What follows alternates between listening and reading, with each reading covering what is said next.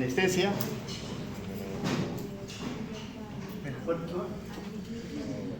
Anestesia a líquidos cefalorraquídeos. Usted, ¿no? Embarazo, anestesia neuroaxial, embarazo. Uno más, por acá.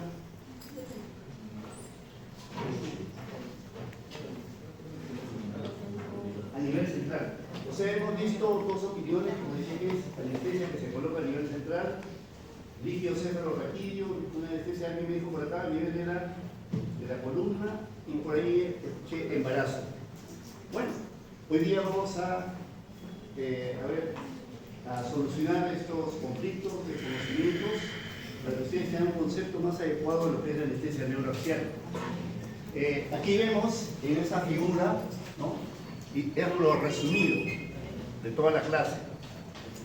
Anestesia neuroaxial, efectivamente columna, efectivamente líquido cefalorraquídeo, pero no central. A la hora de central, estamos hablando del sistema nervioso central. Entonces acá vamos a hablar de lo que dice, pero acá está neuroaxial, el neuroeje. Entonces es la colocación de un agente anestésico local, que usted ya lo estudió bien por la clase anterior, de tipo amida, que se va a colocar o en este lugar, que es el espacio epidural, o aquí que ven unas gotitas que está cayendo el anestésico, que es en el espacio supraracnoideo. ¿Alguno de ustedes me puede decir la diferencia acá en el espacio epidural y en el espacio supraracnoideo? ¿Alguna diferencia? ¿O son iguales? Ahí está, no son iguales. A ver, perdón. O sea que la anestesia en uno va en el líquido cefalorraquídeo y en el otro va en el espacio epidural. ¿Qué cosa no se ha atravesado? ¿Qué estructura no se ha atravesado? ¿O cuál se ha atravesado? ¿Perdón? La dura... Las meninges. La dura madre. Entonces acá la dura madre es una de las meninges que se atraviesa con la anestesia espinal, mientras que no se atraviesa con la anestesia epidural. O sea, tenemos a una persona que le vamos a colocar un anestésico local tipo amida. ¿Qué anestésico local puede ser? ¿Lidocaína o bupivacaína? ¿Perdón? Uno solo. ¿Ah? ¿Perdón? ¿Cómo? Lidocaína.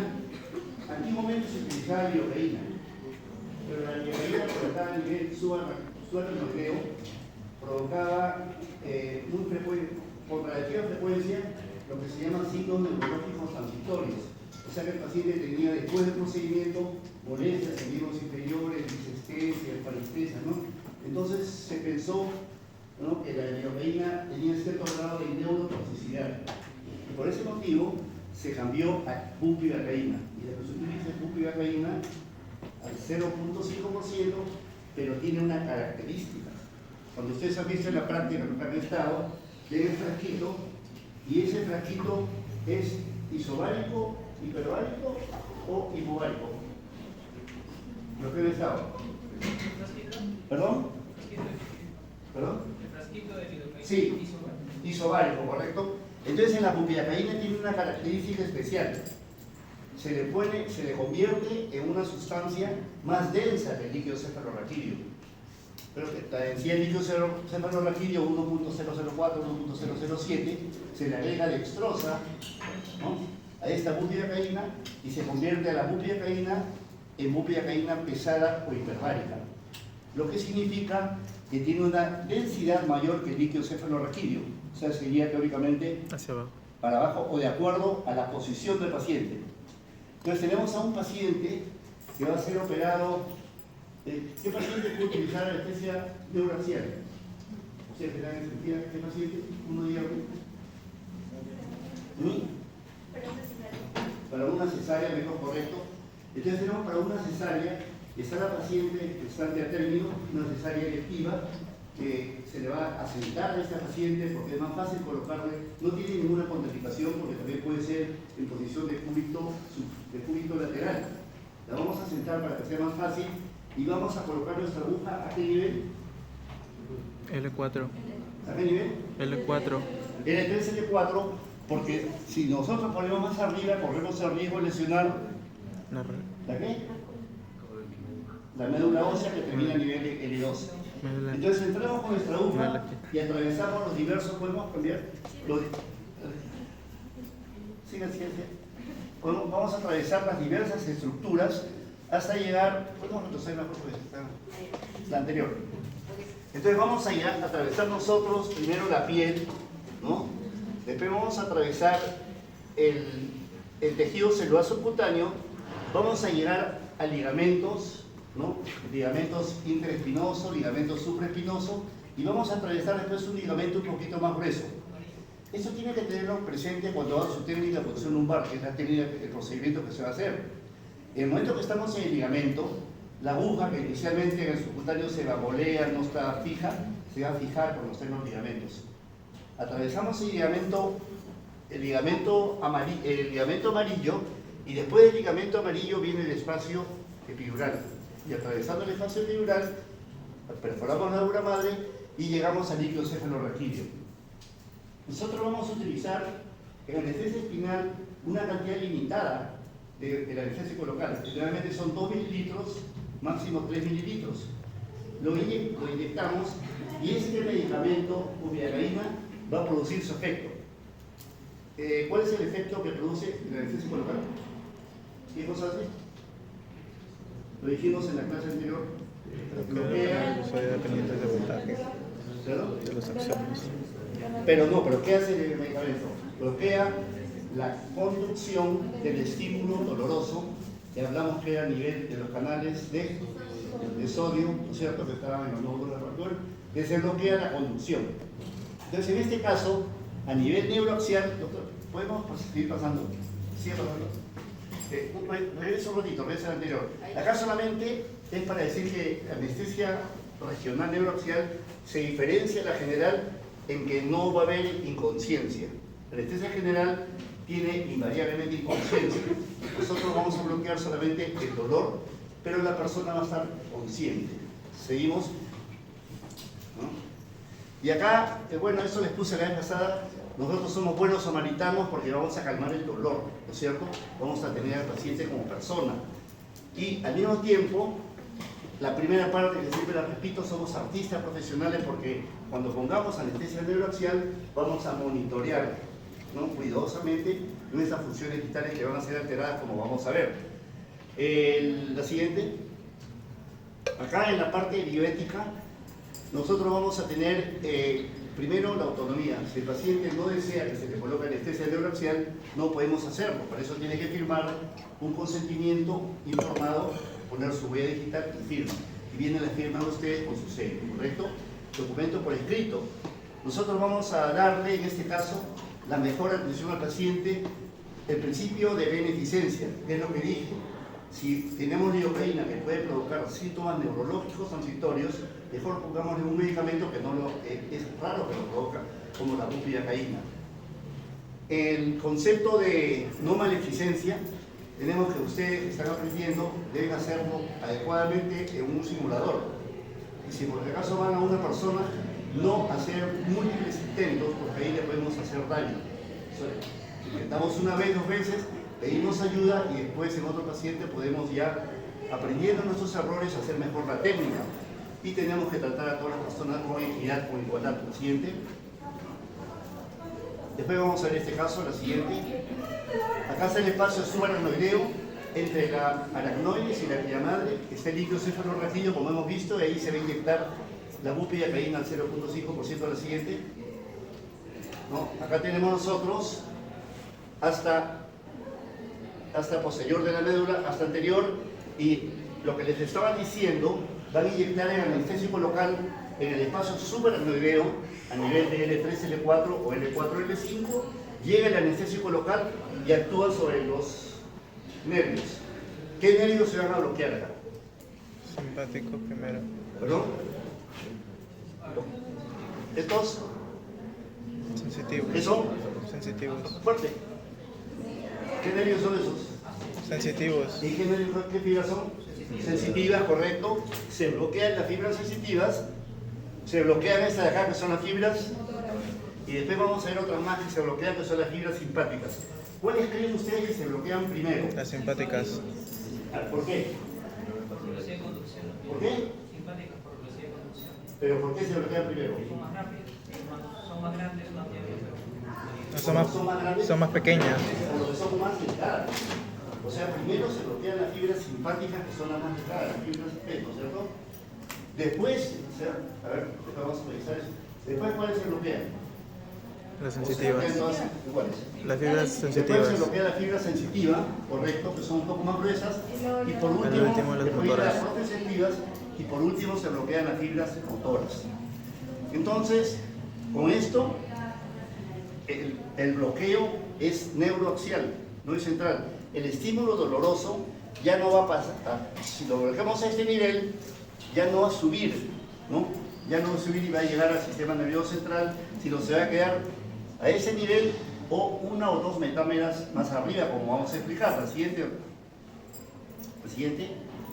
Entonces acá lo que decíamos nosotros es en la parte, en la apófisis espinosa. Nosotros vamos a entrar, este es el ligamento amarillo, el espacio epidural, miren ustedes, el espacio epidural tiene grasa, tiene vasos, ¿no? Vamos a atravesar acá la dura madre y vamos a llegar al espacio subaracnoideo.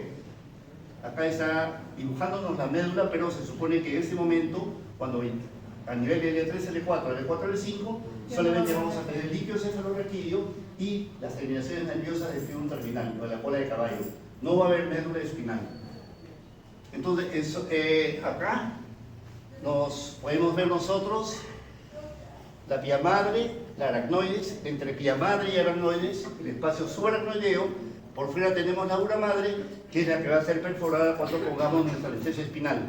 Y acá solamente para graficar la cadena simpática. La cadena simpática, que por los ramis comunicantes se comunican con los nervios, ¿no? Los nervios espinales, y se va a provocar el bloqueo simpático, bloqueo sensitivo y bloqueo motor. La siguiente. Acá va a decir que el bloqueo es a nivel neuroaxial, y cuando hablamos de anestesia local, hablamos de bloqueo a nivel periférico, ¿no? Infiltración periférica. El sistema nociceptivo, que es el que creo que les expliqué, cuando una persona se está operando, por ejemplo, le ponen una epidural y el cirujano la obstetra corta y dice ¡ay! Quiere decir que tiene dolor, que duele, lógico, ¿no? Pero cuando estamos bajo anestesia general, esa persona no va a poder decir ¡ay! Porque está inconsciente, pero va a haber mecanismos que nos van a indicar que esta persona está sintiendo ese estímulo nociceptivo que se llama. O sea que si yo tengo una persona que está inconsciente, pero que no está bloqueado el sistema nociceptivo, ¿cómo se va a manifestar? Si yo soy el anestesiólogo, que estoy monitoreando funciones vitales, taquicardia, hipertensión arterial, de repente lagrimea, midriasis, ¿no? Se dilatan las pupilas si no está con una adecuada cantidad de opioides. Entonces, a eso llamamos el sistema nociceptivo. Lo siguiente. Acá, nuevamente para decir el bloqueo de las fibras simpáticas, sensitivas y motoras. En la parte anterior, ¿puede regresar a la anterior, por favor? Si nosotros vemos la fibra aferente sensitiva, llega al asta posterior de la médula, se decusa y sube en el fascículo anterolateral y va a llegar a una estructura en el bulbo que es el núcleo del tracto solitario. La siguiente. Este núcleo del tracto solitario es importante en el bulbo porque va a tener comunicación con el sistema parasimpático y el sistema simpático. ¿Cuál es el elemento fundamental del sistema parasimpático? ¿El nervio qué nervio? El vago. ¿El nervio? Vago, ¿cierto? El nervio vago, entonces acá tenemos el núcleo ambiguo, sale la fibra, esta es la fibra preganglionar que es corta y la fibra postganglionar que es más larga, y llega hasta el nódulo aurículo, el nódulo sinusal, donde va a actuar el vago cuando es estimulado y no va a provocar ¿qué cosa? Bradicardia. Bradicardia, ¿correcto? Pero sí, en este caso, como dijimos, el paciente sintió dolor nociceptivo, se estimuló el sistema simpático a través de esos núcleos en el bulbo y se va a transmitir hacia el corazón y hacia los vasos, ¿no? Recordemos que las fibras acá postganglionares son más largas, a diferencia de las fibras postganglionares que el sistema parasimpático. Y va a actuar el sistema simpático en el vaso, perdón, en el corazón, provocando, ¿qué provoca? ¿El corazón? En el corazón, el simpático, Estímulo beta, Beta adrenal. taquicardia, estímulo beta, ¿no? Contractilidad. ¿No? Y el nivel, y a ese nivel, estímulo alfa, paso por tensión, ¿correcto? La siguiente. La siguiente. Bueno, acá estamos viendo, voy a hacer un alto, de la aguja que le hemos puesto a esta paciente que se va a operar de cesárea. Antes era una aguja cortante, como ustedes han visto en la práctica, ¿no? De los catéteres venosos periféricos, ¿no? Esa es la característica cortante, esa punta corta. ¿Y a qué estructura va a cortar? A la dura madre, ¿correcto? La siguiente.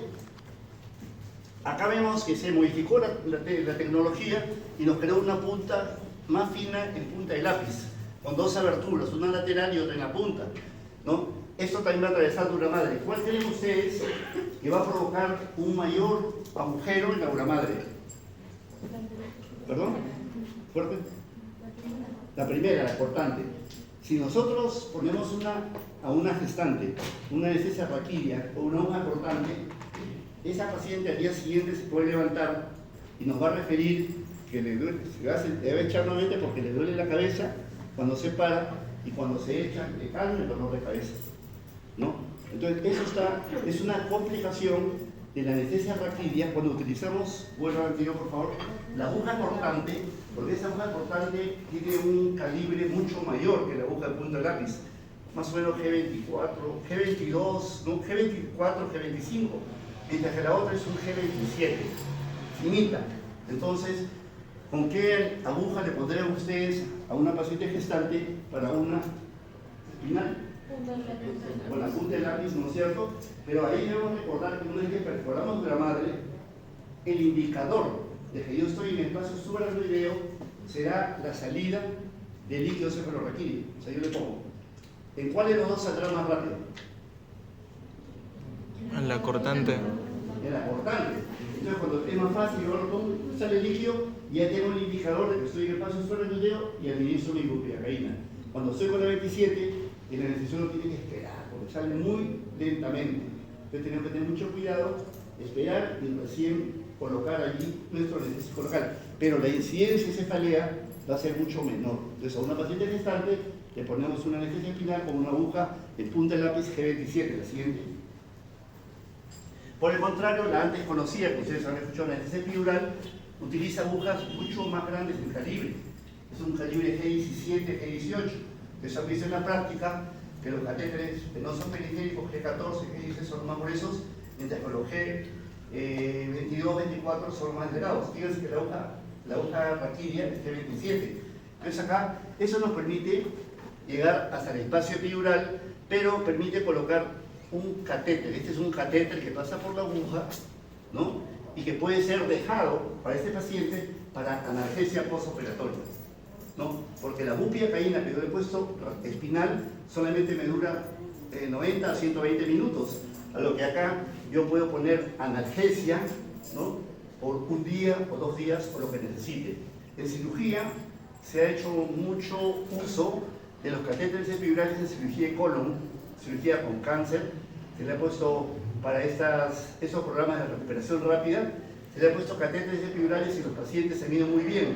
Se pensó que era porque el dolor estaba atenuado, estaba calmado, y es verdad, pero aparte de eso, porque se usó lidocaína para estos casos, aprovechando los efectos antiinflamatorios de la lidocaína.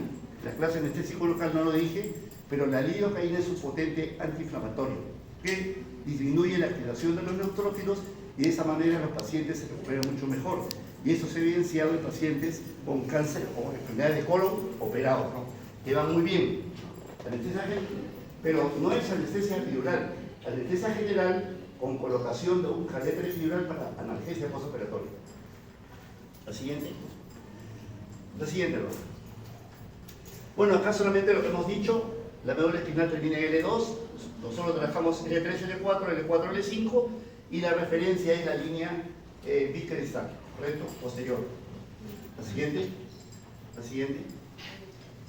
Entonces acá nosotros le hemos puesto la anestesia a esta paciente gestante, una anestesia raquídea, le hemos puesto 2 mililitros, echamos a la paciente, ¿no? Vamos a monitorearla y lo primero que tenemos que controlar, ¿qué cosa es? ¿Cuál es la principal complicación que se puede producir en una anestesia final? Y esto viene relacionado del bloqueo que realiza. ¿Qué se bloquea primero? Las fibras simpáticas. Las fibras. Entonces, ¿qué va a bajar? La presión La arterial. presión arterial, porque se va a bloquear el simpático a nivel lumbar, ¿no es cierto? Entonces hay vasodilatación, tenemos que controlar la presión arterial y si esta ha disminuido, solucionarla. Tenemos la clase nosotros de administración de volumen, entonces ¿cuál es el agente ideal para reponer volumen? ¿Qué le ponemos? ¿Ah? ¿Fuera? ¿Qué le ponemos? ¿No? Pero fuerte, pero solo fisiológico. Entonces ponemos solo fisiológico para reponer el volumen, pero eso va a demorar un poco, ¿no? Podemos utilizar un vasoconstrictor, un vasopresor que actúa rápidamente y tenemos un vasopresor que tiene efectos alfa y beta. Quiere decir que nos va a aumentar la frecuencia cardíaca y nos va a producir vasoconstricción. El que disponemos acá en el Perú es la etilefrina.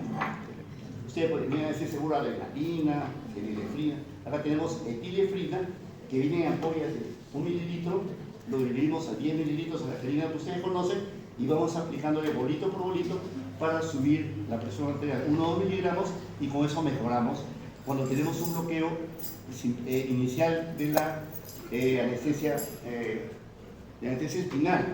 Entonces echamos al paciente y nosotros cuando inyectamos el anestésico, siempre hemos dicho en la práctica que todo medicamento debe ser aspirado a la sangre y no tiene muy rápido. También la inyección debe ser lenta. Si yo administro el anestésico muy rápidamente o aspiro, ustedes han visto, ¿no? Aspiren, ¿no? Y después inyecten el anestésico local y en este caso, si lo inyectamos muy rápidamente, vamos a crear turbulencia. Y nuestro anestésico que nosotros queremos que llegue hasta un determinado nivel, lo vamos a poner más alto. ¿Podemos poner otra más? Seguimos, siga. Siga, una más. Ahí está. Entonces nosotros en una cesárea, acá tenemos las metámeras, ¿no es cierto? Cada nervio tiene una sección del cuerpo, ¿no? Metamédico que va a inervar. En una cesárea, ¿hasta dónde deberíamos bloquearlo? Más o menos. T10. ¿Perdón? T10. Acá estamos. T10, ¿a qué correspondería? ¿Saben? Al ombligo. Más o menos el ombligo. T8 es la parrilla costal. T6, acá la base del apéndice sifoides. Y T4 son las tetillas, ¿correcto? Entonces, ¿hasta dónde bloquearían ustedes con una anestesia espinal?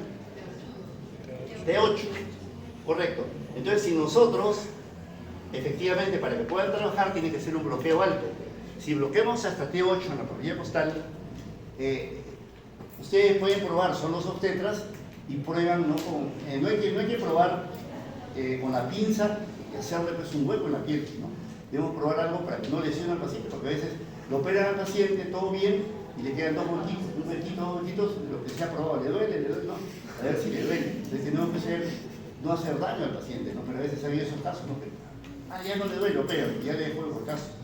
Entonces nosotros, si tenemos un bloqueo sensitivo en T8, como hemos hablado de fibras nerviosas, ¿no? ¿Dónde estaría el bloqueo motor y dónde está el bloqueo simpático? ¿Qué opinarían ustedes? ¿Todos están al mismo nivel? ¿O habría algo diferencial? ¿Las fibras más delgadas estarían para abajo o para arriba? Para arriba.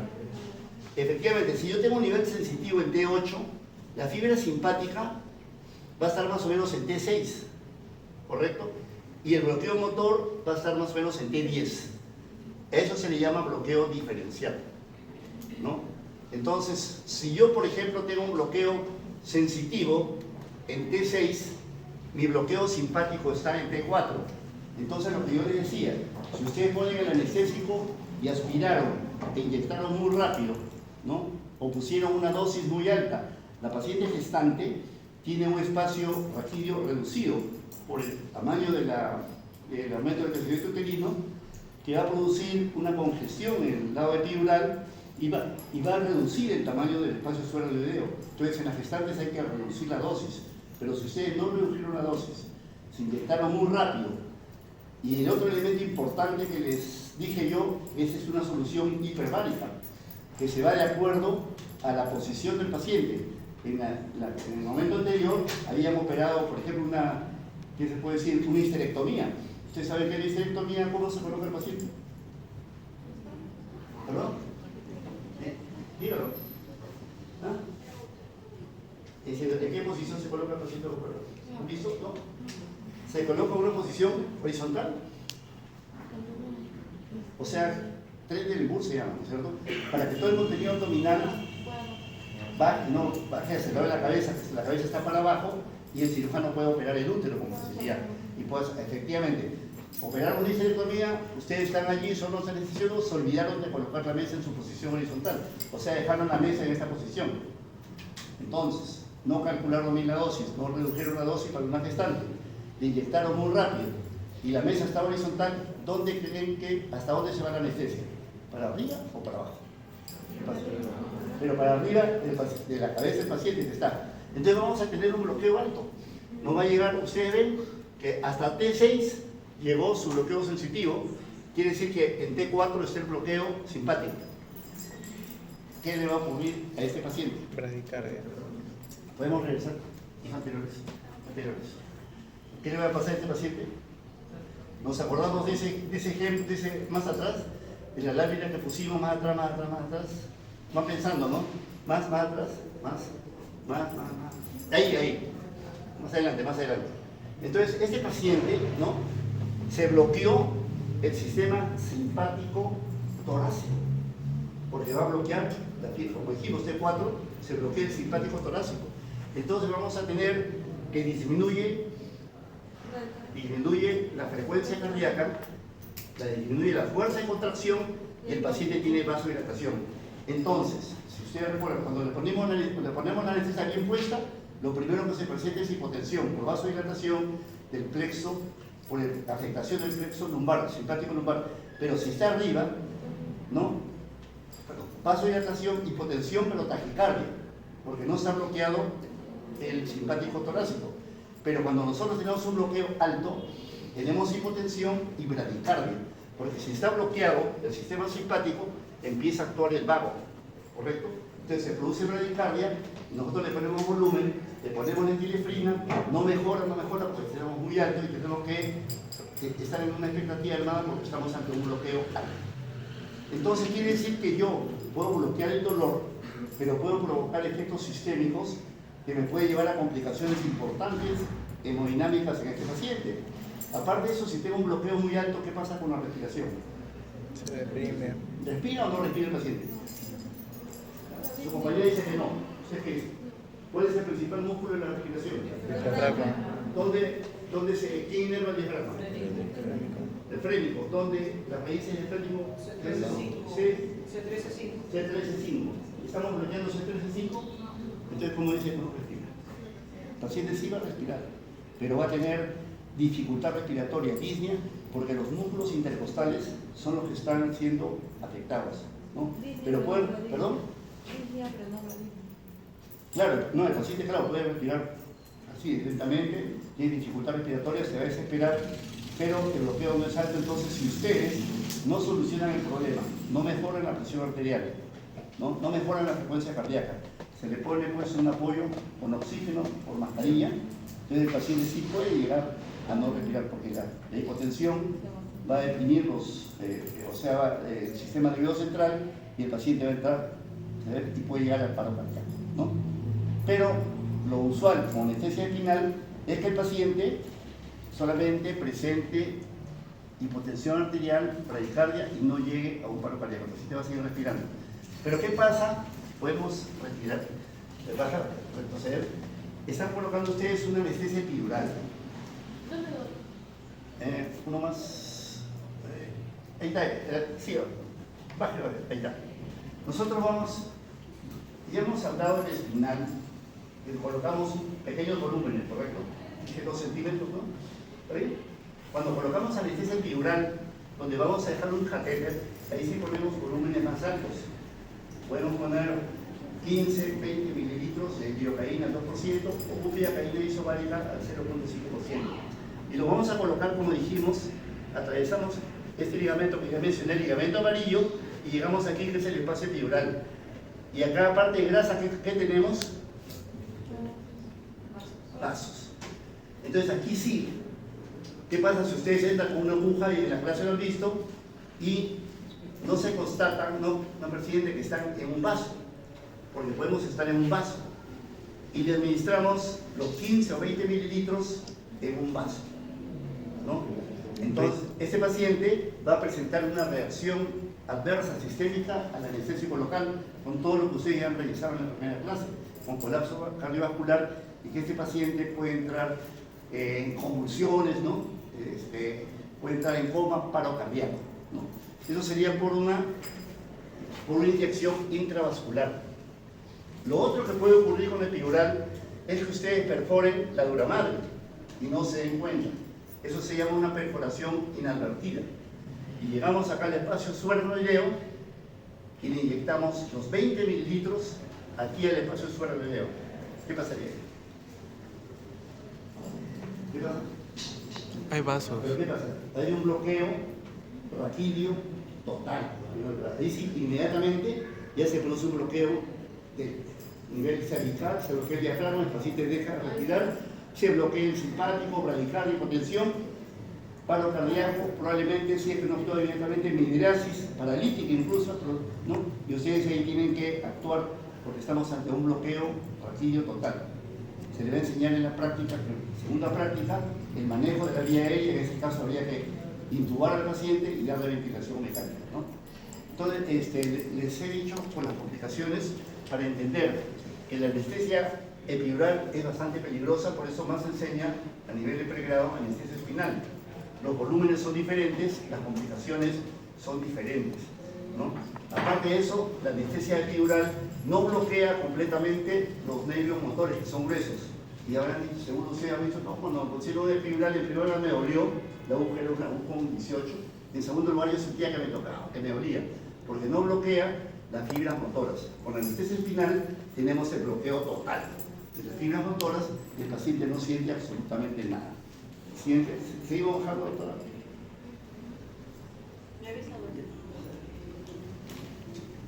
Creo que nos avanzamos así todo. Sí. Una vez que puede regresar, no, la que sigue, la que sigue. Acá solamente para ver que un paciente es de un paciente que mide 1,67.5 m, ¿no? Casi 1,68 m, 1,70 m. Esa es la cantidad de bupivacaína que se administra, 7.5 miligramos, o sea, menos de 2 mililitros. Si ustedes sacan la cuenta, bupivacaína al 0.5%, tienen ampollas de 3 mililitros, se dan cuenta que se pone 2 a 3 mililitros, muy pequeña la dosis.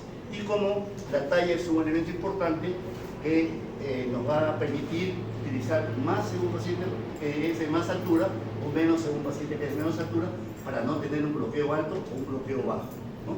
La siguiente. Acá estamos hablando de las soluciones hiperbáricas, la bupivacaína 0.5%, y acá son los factores que van a determinar, como he mencionado, la altura del bloqueo, ¿no? La dosis, el volumen del anestésico, la posición del paciente, si está de cabeza o está en la mesa horizontal, y los menores, si nosotros aspiramos y provocamos turbulencia, o en los pacientes que tienen aumento de la presión intraabdominal. Mencioné a la paciente con cesárea, que al tener un aumento de la presión intraabdominal hay congestión en los vasos cardíacos en el espacio epidural, se ingurgitan, ¿no? Porque la circulación se ha redirigido hacia el espacio epidural y disminuye el espacio subaracnoideo. En esos pacientes hay que reducir la dosis. La siguiente. Nosotros podemos utilizar algunos fármacos para prolongar o mejorar la calidad del bloqueo. Podemos utilizar opioides. En la clase de anestesia general les van a hablar de opioides importantes, y a ustedes deben saber la epidemia que hay con fentanilo. El fentanilo es un opioide muy potente, 100 veces más potente que la morfina. No he escuchado seguro el problema que hay en Estados Unidos y acá también, pero es muy potente y nos permite mejorar la calidad de la anestesia y prolongar la duración del bloqueo. También se usa la morfina, y la diferencia entre la morfina y el fentanilo es que la morfina es hidrosoluble mientras que el fentanilo es hidrofílico. ¿Eso qué significa? El sistema nervioso tiene alta cantidad de grasas, entonces si yo pongo fentanilo a ese nivel, allí nomás actúa, no sube.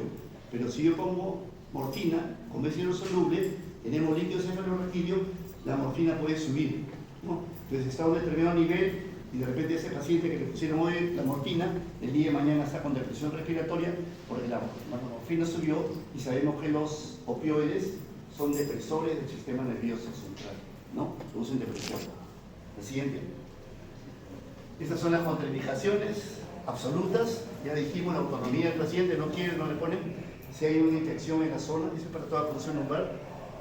Un paciente que está recibiendo anticoagulantes, tenemos que suspender el anticoagulante, ¿no? Unos 3 días antes, porque los anticoagulantes orales que están recibiéndose, o utilizar la heparina de bajo peso molecular, recordado un esquema, para que cuando pongamos nuestra aguja, nuestra anestesia neuroaxial, no estemos en el periodo de máximo efecto del anticoagulante. O mejor, en vez de poner anestesia regional neuroaxial, ponemos anestesia general, ¿no? La presión intracraniana negativa, porque el paciente puede herniarse, ¿no? Puede enclavarse y eso va a agravar significativamente su estado de salud. Hay causas relativas, los pacientes hipovolémicos porque provoca hipotensión, y un paciente hipovolémico vamos a tener más hipotensión. Siguiente. Acá las complicaciones, ya hemos hablado algunas, dijimos que con el epidural, con dolor de espalda, muchas personas que le han puesto epidural y dicen que hasta ahora le duele de espalda después de 15 a 20 años, pero hay mucha gente, muchas personas que tienen dolor de espalda sin que le hayan puesto epidural. La función hemática siempre debemos ver nosotros que no estamos en un vaso para no tener los efectos sistémicos del anestésico local, sobre todo cuando ponemos anestesia epidural. Y en el caso de anestesia espinal debemos diferenciar lo que es una función traumática de cuando estamos en un vaso, ¿no? ¿Sabe la diferencia? Función traumática. Poner la aguja. Pero si aspiras, bueno, si haces un vaso sale sangre. La idea es que una punción traumática deja que gotee la sangre y si es traumática se va aclarando, porque has atravesado un vaso. Pero cuando estás en un vaso, lo dejas ahí y va a seguir saliendo sangre porque se hace vaso, ¿no? Esa es la diferencia, ¿no? O sea, no va a calmar, no va a cambiar de color, va a seguir siendo sangre roja rutilante. El hematoma espinal o epidural se puede presentar en pacientes que se le pone anestesia regional neuroaxial y que están tomando anticoagulantes, ¿correcto? O que tienen una coagulopatía, ¿no? Paciente que tiene pues el diagnóstico de enfermedad de von Willebrand, por ejemplo, que no se ha controlado, que está muy alterado, no le pueden poner una anestesia final, ¿no? La cefalea postpunción, ya hemos hablado, con las agujas de acuerdo al calibre, y el síndrome de Caudequina, bueno, puede ocurrir en un paciente que se le ha provocado un hematoma epidural, un hematoma espinal, que va a comprimir la médula espinal y va a producir ya una lesión prácticamente definitiva de ese paciente, que hay que hacer el diagnóstico precoz, ¿no? Cuando ese paciente no se ha recuperado en el tiempo de la anestesia, ¿no? Hay que hacer pruebas con resonancia magnética y el tratamiento es una cirugía, una laminectomía descompresiva urgente. Es raro, por eso debemos poner siempre nuestra punción lumbar debajo del L3, L4, nunca ponerlo a un paciente con anticoagulación o un paciente que tiene una septicemia o una infección en la zona de punción. ¿La siguiente? Acá algunas diferencias, creo que ya hemos mencionado. Lo pueden leer, ustedes tienen ya la clase, la siguiente. Y bueno, eso les mandé. Espero que lo lean, todo va a complementar lo que hemos hablado en esta clase. Ahí tienen el link, entonces les ha llegado, así que... Y viene una parte más. Una más otra vez. Oye, ¿Esto? no, ese. Vamos a entrar en esta. Este de acá. Eso me va a decir, lo copian y lo tienen que mandar, voy a recibirlo. Todavía no termina, pueden resolverlo. No puedo resolverlo porque me va a decir la asistencia el día de hoy. ¿Ya copiaron el link?